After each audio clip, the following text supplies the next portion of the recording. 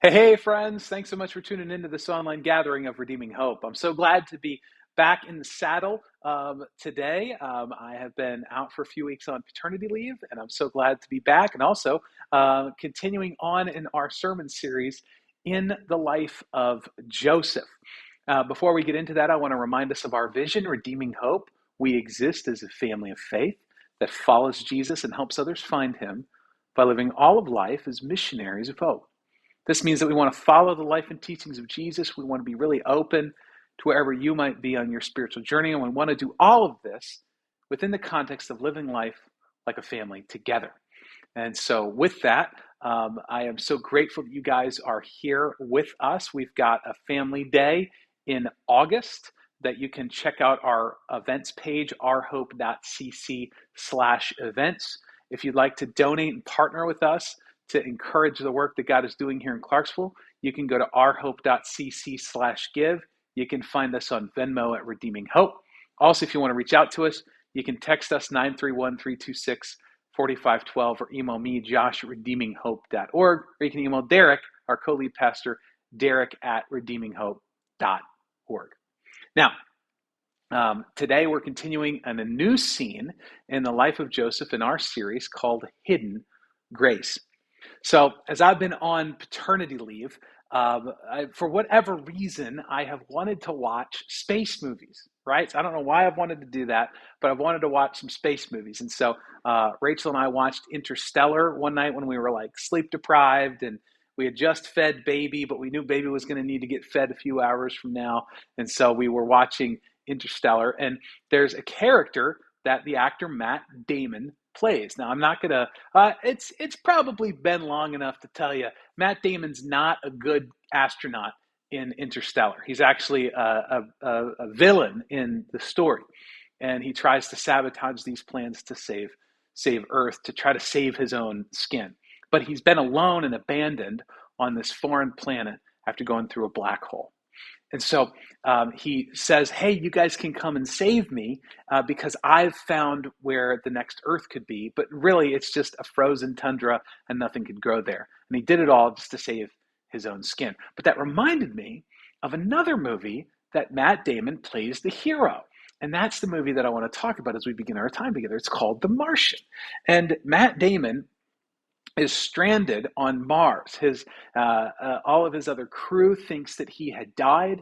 They launch off, they leave him, and he wakes up. His oxygen sensor is beeping, telling him that he's about ready to run out of oxygen. And he goes back to his base, and he realizes that he's all alone.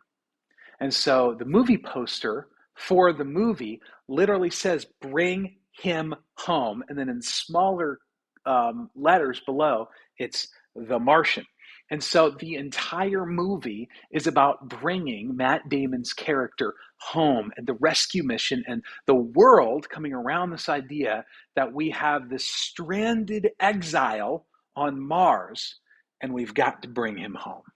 Now, I think this resonated so much with people, and it resonated so much with me because I think a lot of us can resonate with this feeling of being alone on an entire planet where you can kind of sometimes feel like you're the only person on an entire foreign planet.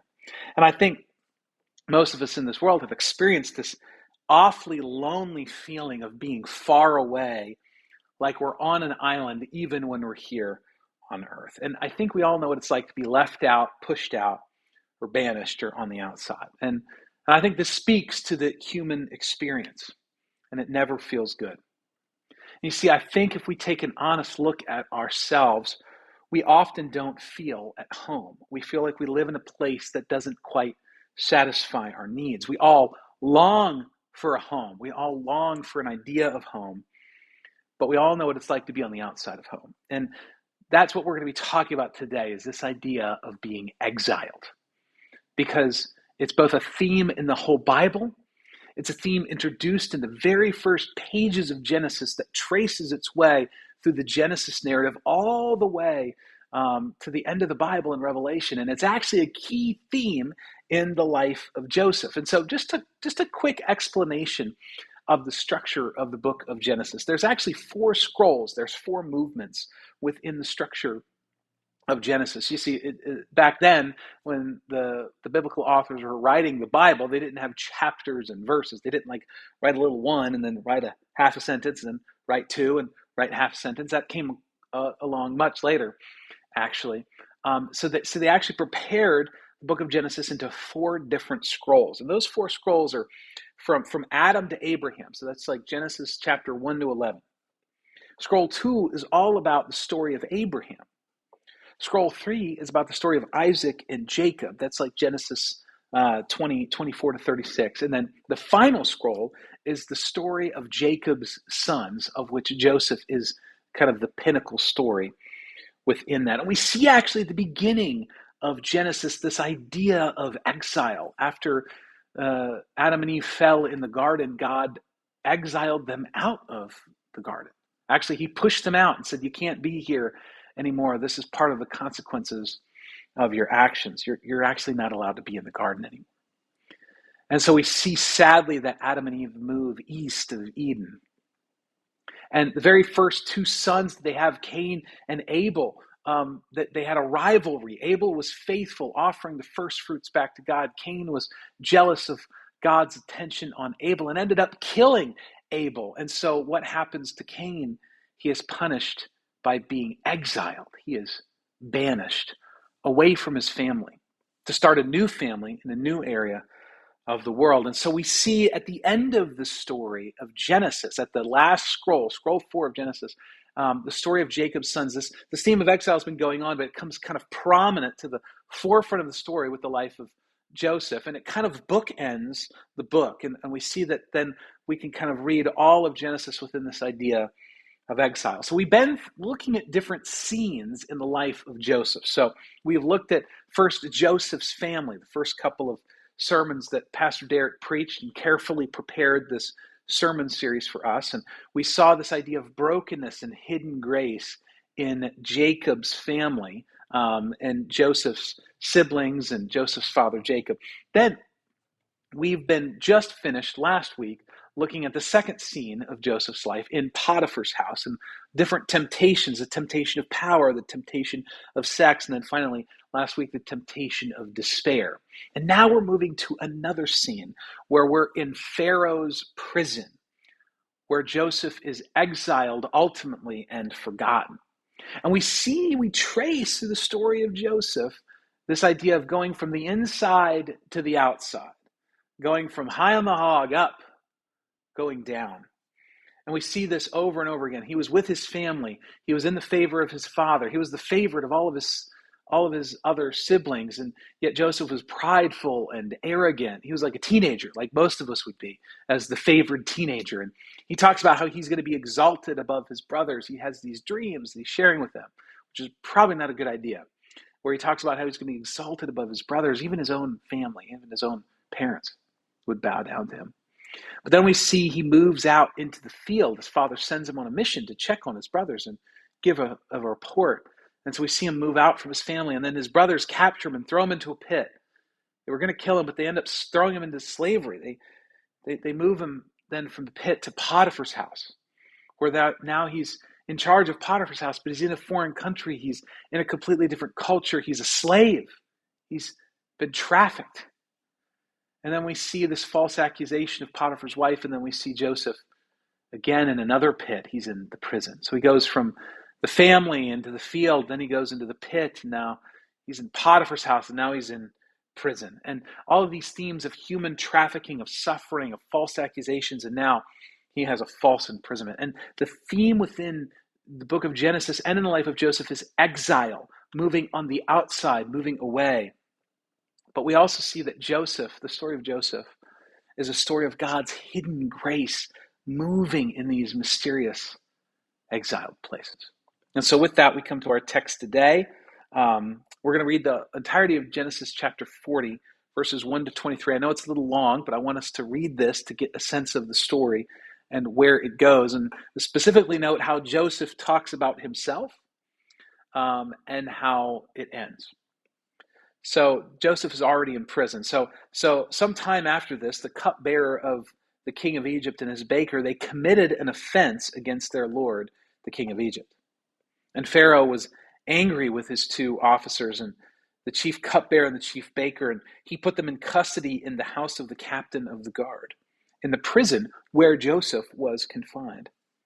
The captain of the guard appointed Joseph to be with them, and he attended them.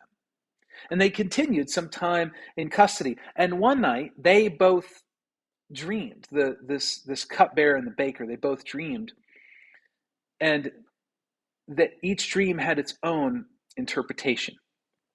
And so when Joseph came to them in the morning, he saw that they were troubled. So he asked Pharaoh's officers who were with him in custody in his master's house, he asked them, "Why are your faces downcast today?" And they said to him, "We have had dreams, and there was no one to interpret them." And Joseph said to them, "Do not interpretations belong to the Lord, to God? Please tell them to me." So the chief cupbearer told his dream to Joseph and said to him, "In my dream there was a vine before me, and on the vine were 3 branches, and as soon as it budded, the blossoms shot forth, and the clusters ripened into grapes. Pharaoh's cup was in my hand, so I took the grapes and pressed them into Pharaoh's cup and placed the cup in Pharaoh's hand."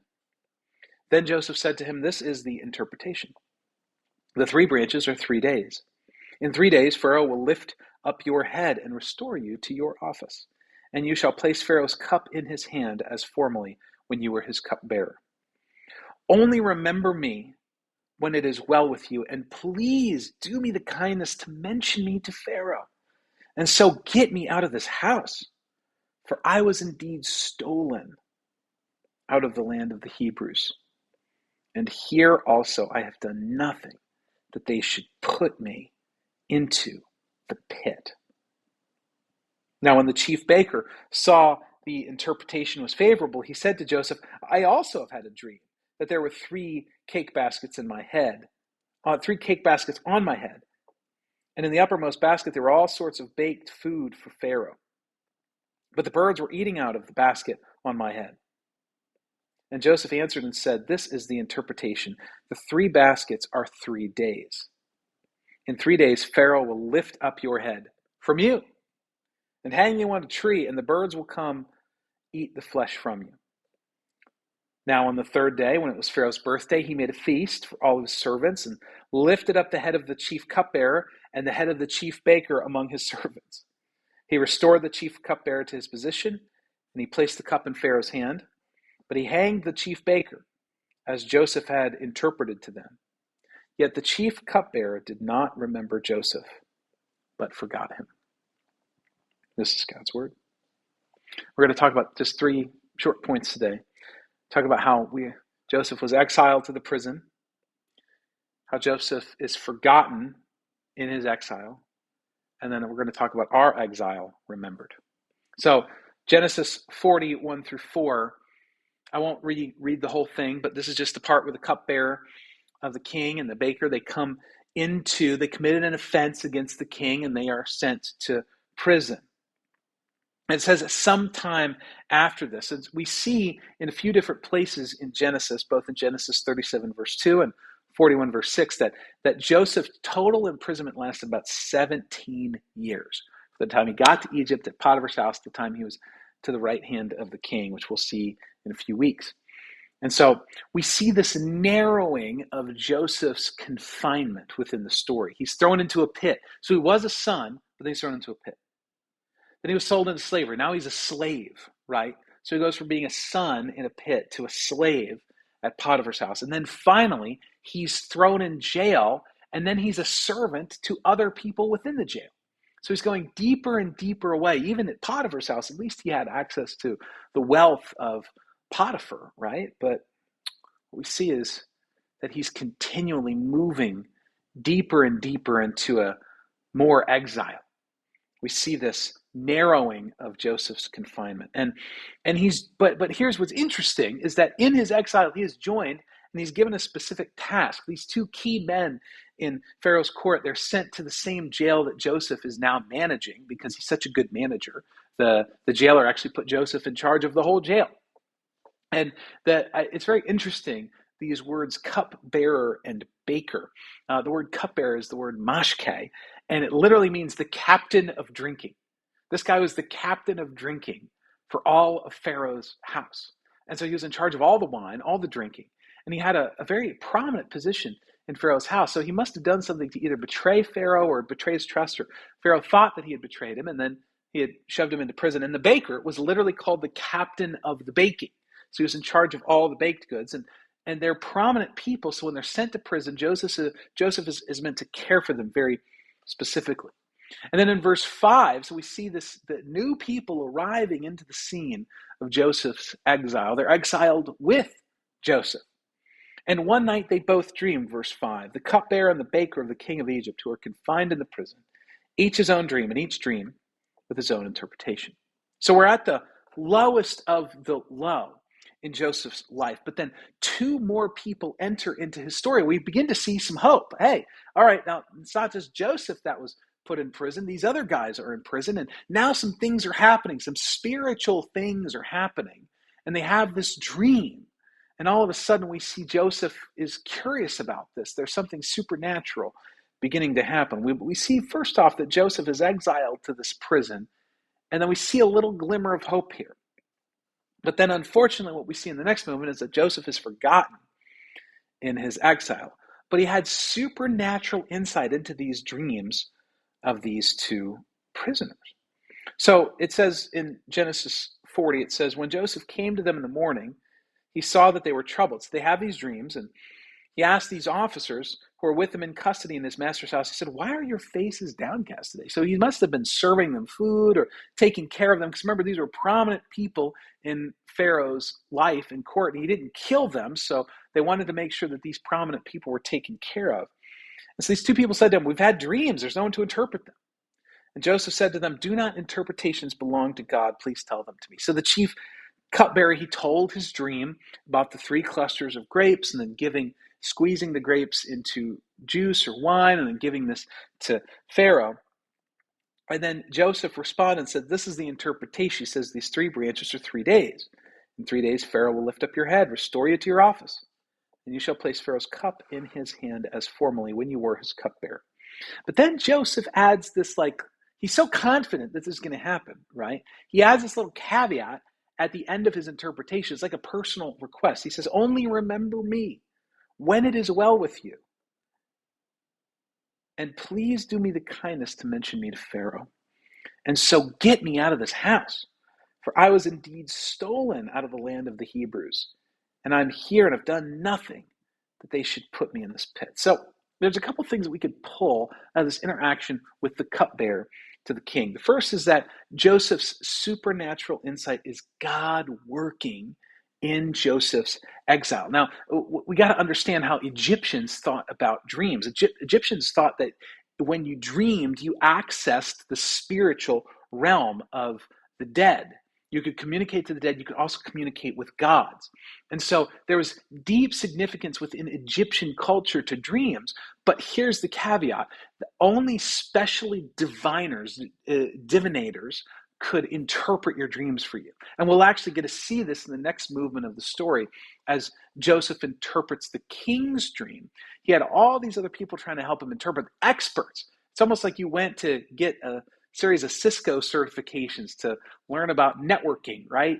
And how to build servers and all these other things, right? So it's kind of like that, except for interpreting dreams. They would have all this training, and they read all these books, and they'd say, okay, this number means this, and this image means that, and then they would try to interpret people's dreams. So Egyptians truly believed that the gods and the dead would speak to you through dreams.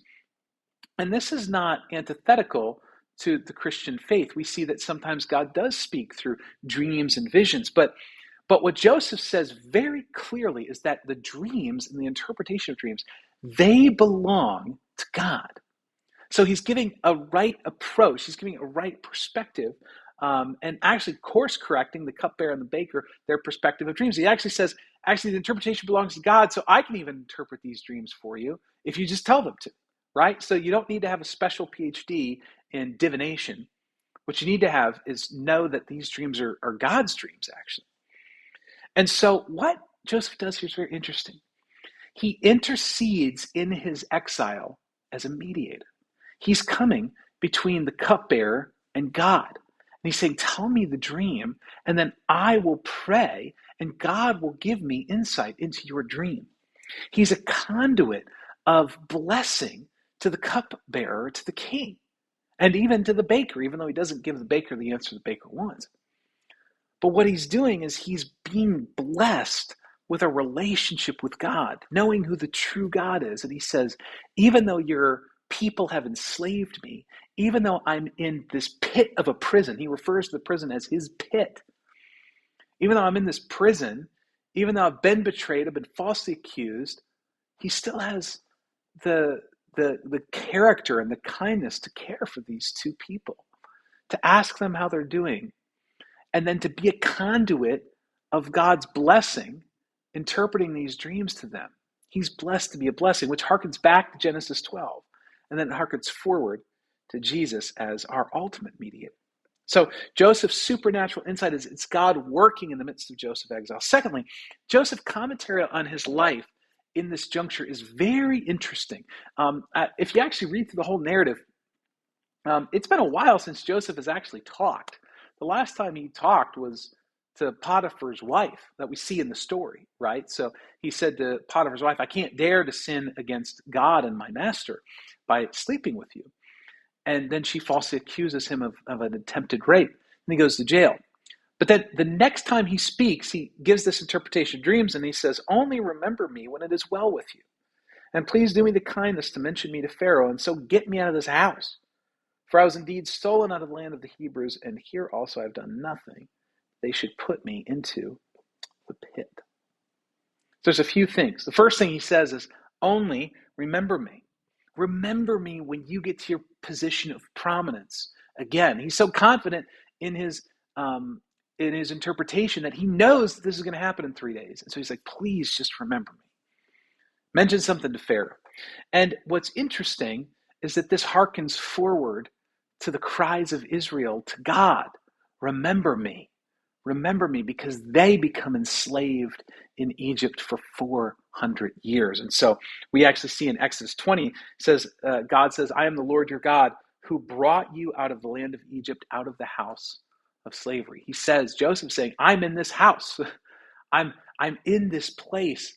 Please remember me. Please help me. And we see the cupbearer, unfortunately, did not do that. He then says, I've been stolen. It has this idea, I've been kidnapped. Now, this is not exactly accurate, of course, right? He wasn't stolen. His brothers betrayed him and sold him into slavery for profit. But he says, I've been stolen, kidnapped. But this is how Joseph is feeling.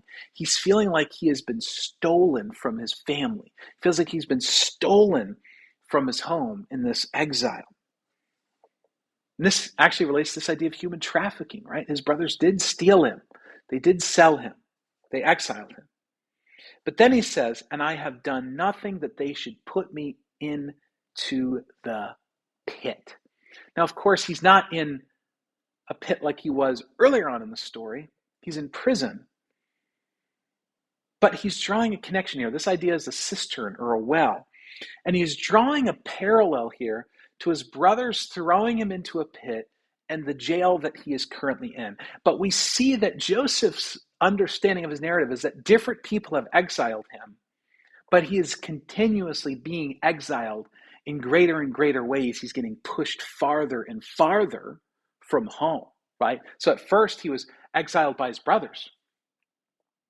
They grab him and throw him into a pit. Then he's exiled by the Midianites. When they sell him to the Midianites who are traveling to Egypt, he's further exiled by them. Then he's exiled by Potiphar. Potiphar buys him, puts him on charge of his whole house, but then because of this false accusation from Potiphar's wife, he's exiled by Potiphar, and now he's in prison. He's alone and forgotten. And the cry of his heart is to be remembered and is to be brought out of exile. That's what he's longing for. And his hope is that the cupbearer will give Pharaoh the inside scoop and maybe save Joseph, maybe give Joseph a job, pressing some wine or something, right? He's trying to get out of this pit that he's in, and he just sees this as one pit after another pit after another pit after another pit. And he says, I'm in the pit. And we actually see this throughout all of wisdom literature. We see this throughout all of Hebrew poetry. Time and time again, they talk about, I'm in the pit.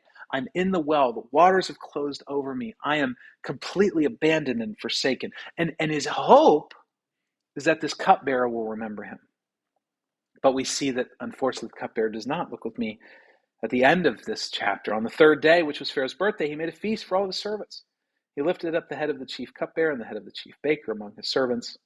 He restored the chief cupbearer to his position, and he placed the cup in Pharaoh's hand. And then we see the final verse, 23. Yet the chief cupbearer did not remember Joseph, but forgot him. I find that so interesting. He just had to add that little tinge to just make it even worse, right? He didn't remember him, but he forgot him. He didn't remember his plight. He actually completely forgot about this guy that just 3 days earlier had said, hey, this dream, in 3 days, you're going to be back at your old job again. And it's going to be great. And you're going to love it. So what we see is at the end of this chapter, and the end of our text for today, that Joseph is forgotten in his exile. And that's where our story ends, that Joseph is being faithful, and he's forgotten yet again in another pit, in prison. He's exiled. He's even lower than he was before, because at least he had some hope now that this guy, oh my gosh, this guy's got the right hand of Pharaoh. He's going to help me. And then he's even more depressed. He's even more sunk down. He's even more hopeless than he was before these two people entered into the story. Joseph just wants to get out of this new pit, doesn't he? He's got this insatiable longing for home. And in the Bible, we see that exile is the human condition, that we're all longing for a better home, and we never seem to find it, do we? There's a French philosopher named Albert Camus, and he says these words. He says, beauty is unbearable, drives us to despair, offering us for a moment the glimpse of an eternity that we should like to stretch out over the whole of time. Albert Camus is in despair looking at even beautiful things that don't ultimately satisfy us. We want longevity. We crave for things to last. We crave for things to stay the same, and yet they constantly are slipping away. Everything is crumbling. Nothing is as it once was. Nothing is even remembered as we once enjoyed it. And we see that even the good things don't satisfy us ultimately. And so we are Joseph in this exile. We are in the pit. We are away from home. But it didn't begin that way. You see, at the beginning of the book of Genesis, we were made for home. We were made for Eden. God makes us a home. He plants a garden, and he makes it wild.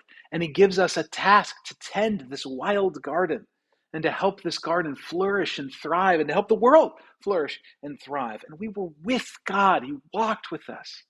We were in perfection. Everything was right. Everything was whole. We were home. We were on the inside.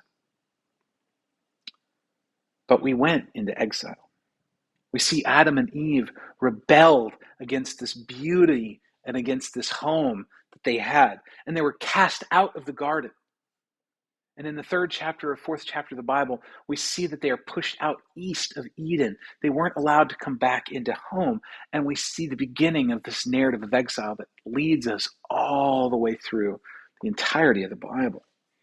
And my friends, you and I still feel the reverberations of that exile today. Think about a fond memory that you might have, right? Think about memory of growing up in childhood. I remember growing up off West Pasadena Road in Millersville, Maryland. And I remember these huge, tall trees that I used to love to play on and climb on. I remember I was back home a couple years ago to Maryland, and I drove by the house, and they had built a highway next to it, and those trees were small. They were dinky.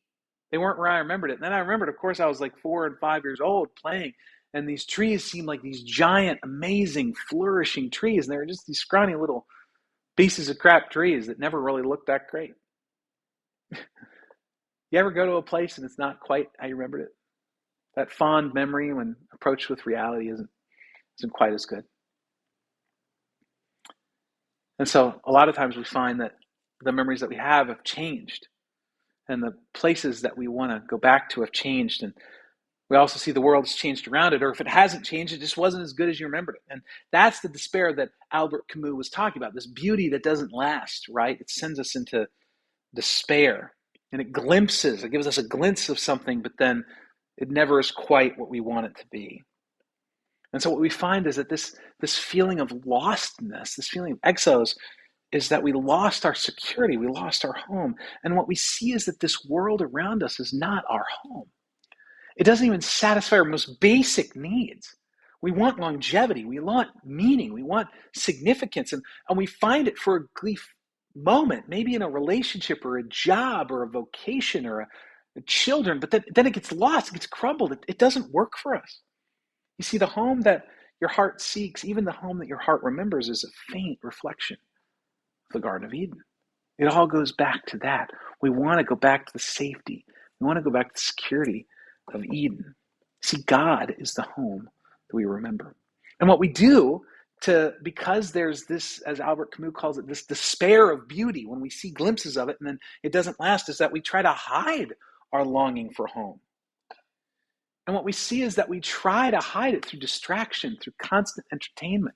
We try to hide it through sex or relationships. We try to hide it with our children, like making our children the center of our life, or making our spouse the center of our life, or making our job the center of our life, or maybe even making our ministry the center of our life. But our spiritual homelessness won't be naively satisfied with family or children or home or sex or our body, our career, our ministry. It doesn't last.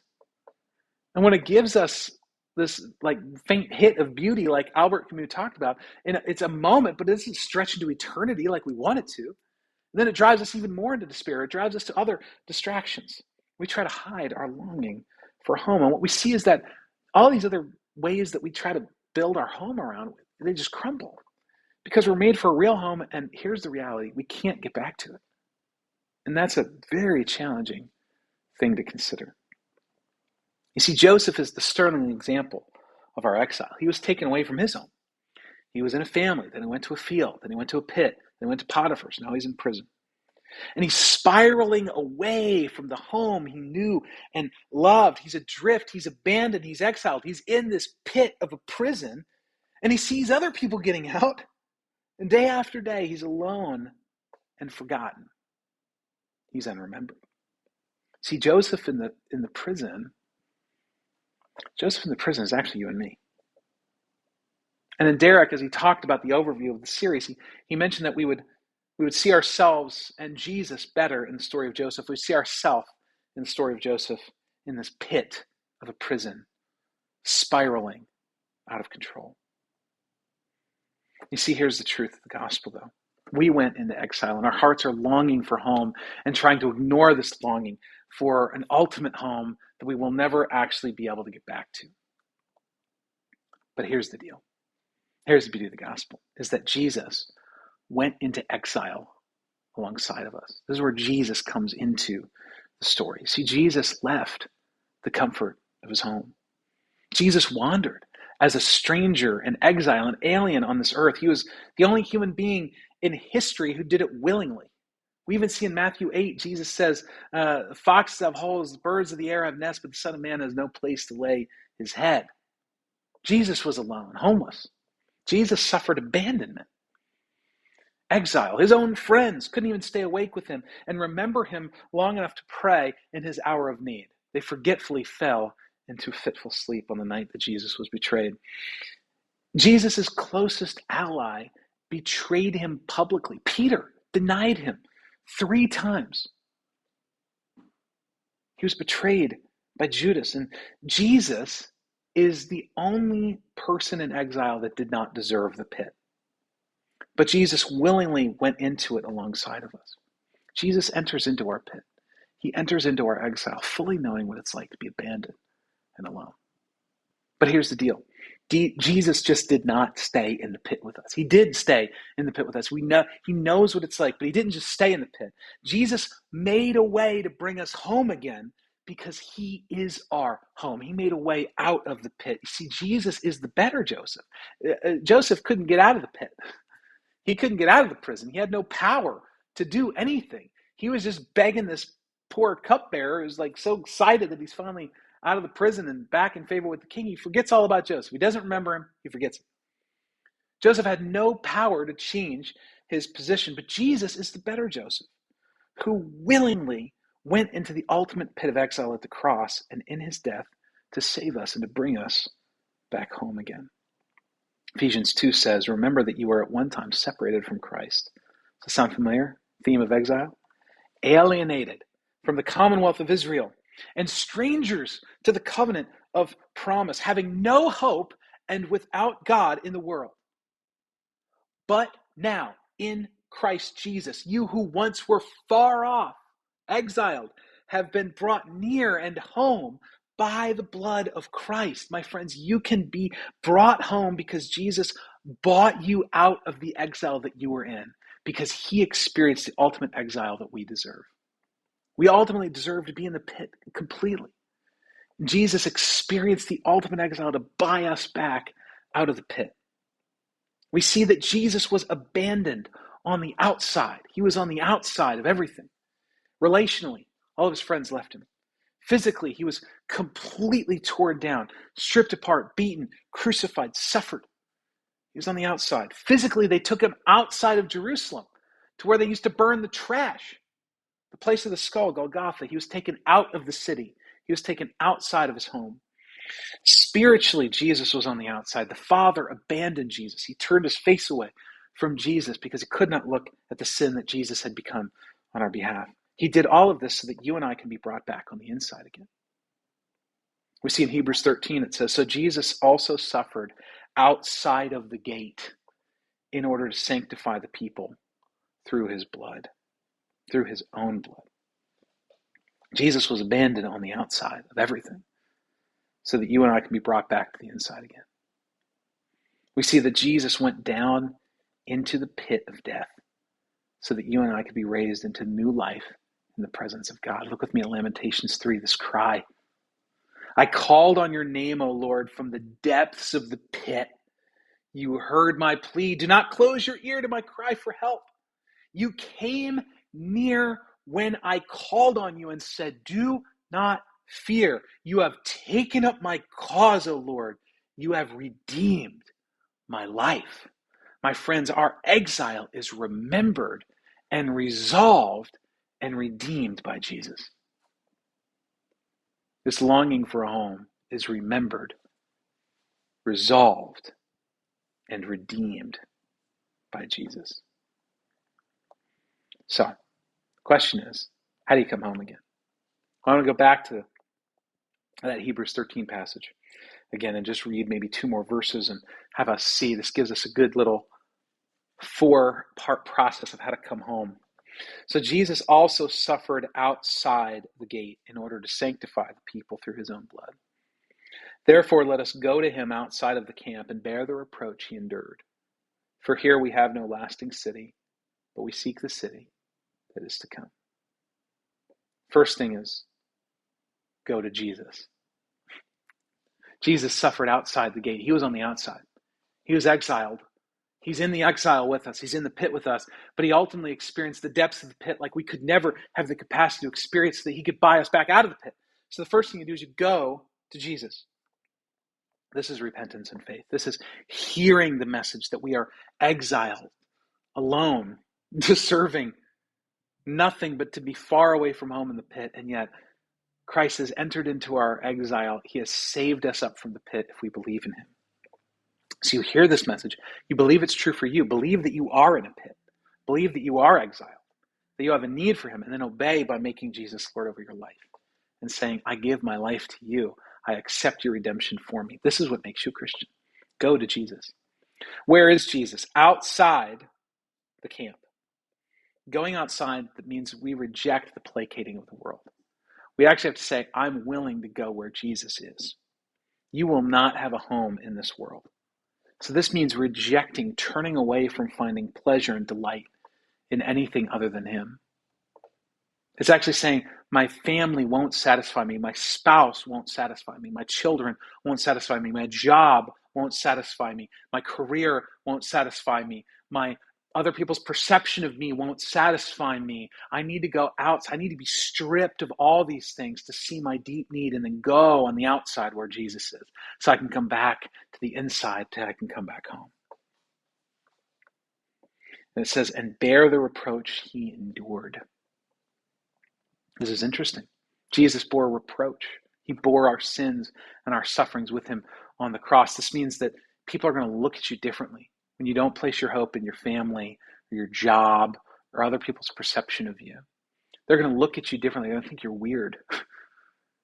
But we have the strength to bear the reproach that Jesus has already taken on himself. We have the strength to identify with Jesus and say, literally, to hell with the world.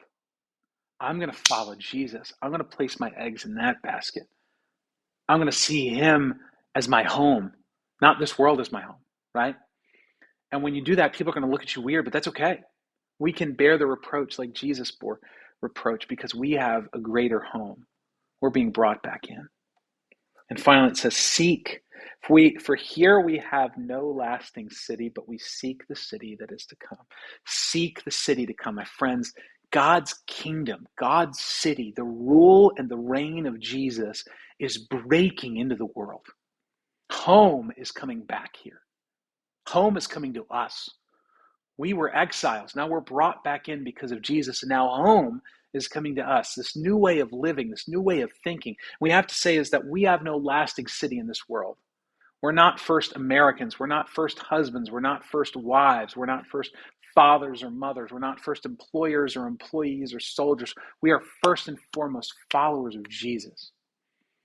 And this world is not our final home. God is bringing in our home back. He's bringing Eden back, or what Eden would have been had the fall not have happened. And so we live in light of the kingdom. See, home is here with Jesus, and home will be fully here one day when his rule and reign is fully expressed. And this is the hope that we cling to. We cling to a hope that Jesus is our home, that with him is home again, that he frees us from our exile. He brings us into a greater freedom, and that freedom is going to be ever increasing until one day he makes the world right again. This is our home. So in Lord of the Rings, Frodo and Sam experience this. They're exiled from their home. They've been on this perilous journey. They've been attacked. They've been beaten. They've suffered. They're deep into Mordor, and they need to pass through this dangerous path called Cirith Ungol to take the ring to be destroyed at Mount Doom. And so they're climbing up these staircases, and there's this dark and this heavy, and the ring is getting heavier and heavier to the point where it's wearing into Frodo's shoulders, and Sam is trying to help him up the stairs, and there's conflict and there's difficulty, and they're right outside of this cave where there's actually this giant spider waiting for them. They don't know it yet. This giant spider lair that tries to kill them. That's the only way to get into Mordor. It's the only way to destroy this ring that they need to destroy. And they're walking up these steps, and they're exhausted. They're surrounded by darkness. They're the farthest they've ever been away from the Shire. Remember the pictures of the Shire, especially if you've watched the movies, this idyllic, beautiful, gardening, growing of beautiful things. And now they're in just absolute despair. And Sam turns to Frodo in Frodo's despair, and Sam sees just Frodo giving up. Can't go any farther. And Sam says these words that I think are applicable to our time today. I know it's all wrong. By rights, we shouldn't even be here, but we are. It's like in the great stories, Mr. Frodo, the ones that really mattered. Full of darkness and danger they were, and sometimes you didn't want to know the end, because how could the end be happy? How could the world go back to the way it was when so much bad has happened? But in the end, it's only a passing thing, the shadow. Even darkness must pass. A new day will come. And when the sun shines, it will shine out all the clearer. See, those were the stories that stayed with you. That meant something, even if you were too small to understand why. But I think, Mr. Frodo, I do understand. I now know. Folk in those stories had a lot of chances of turning back, only they didn't. They kept going because they were holding on to something. My friends, we are holding on to something as Christians. That this world is not our home. We were once exiled, foreign, cast away. And we try to hide the fact that we're looking for this by turning to all these other things to try to bring us to the sense of home. But it doesn't last. It actually brings us deeper into despair because the momentary beauty we experience just doesn't last. But we don't have to despair. We have hope. because we have one who has entered into our exile. And like a better Joseph, he actually made a way for us to get out of the pit. He made a way for us to get drawn back home again. And we are on the path towards home as Christians. And home is breaking into the world as we know it. So what do? We go out to Jesus, where he is suffering outside of the camp. We say, Jesus, I commit my life to you. I believe in you. And I find that you are ultimately my home. Thank you so much for tuning in. We hope you have a good week.